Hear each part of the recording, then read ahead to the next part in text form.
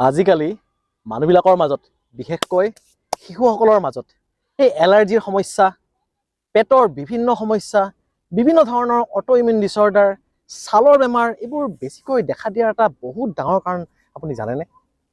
মোৰ বয়সৰ মানুহবিলাকে অনুভৱ কৰিব পাৰে যে আগতে সিমান টিভিত চেনেলো নাছিলে আৰু মোবাইলটো নাছিলে, সেয়েহে আমি কি কৰিছিলোঁ, সেই মাটিত বহি মাটিৰ লগত খেলিছিলোঁ, হয় নাই? এই ঘাঁহ, বন, মাটি, বৰষুণ আমাৰ সংগী আছিল। এইবোৰ বোকাৰ পৰা আমি ভয় নাখাইছিলোঁ।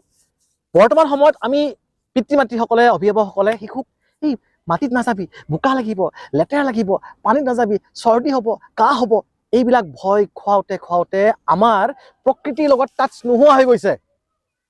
মই এজন চিকিৎসক হৈ এতিয়া এনে কৰি থকা দেখিলে মানুহে ভয় খাব, আৰে ডাক্তৰ এইবোৰ কি দেখাইছে?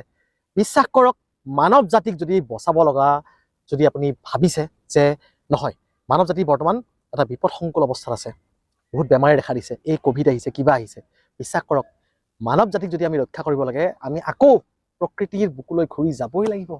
ঘাঁহ, বোকা, মাটি, পানী, বৰষুণ, আকাশ, সূৰ্যৰ পোহৰ, এইবোৰ আমি ভাল পাব লাগিব, আমি আকৌ আঁকোৱালি ল'ব লাগিব।